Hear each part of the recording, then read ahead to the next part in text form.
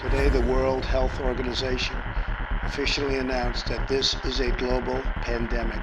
We declared a public health emergency and issued the highest level of travel warning on other countries as the virus spread its horrible infection.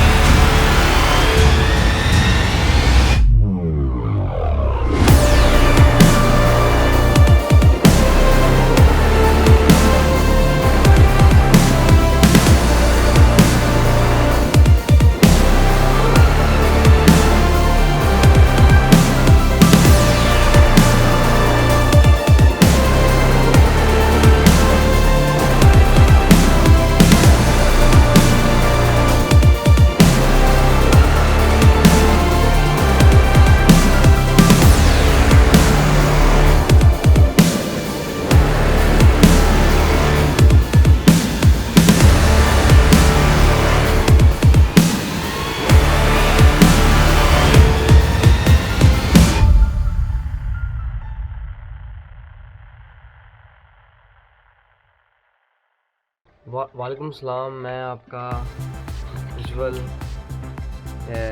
Brampton से live camera switch. आज आपको मैं दिखाना चाहूँगा Brampton बहुत ही beautiful शहर है।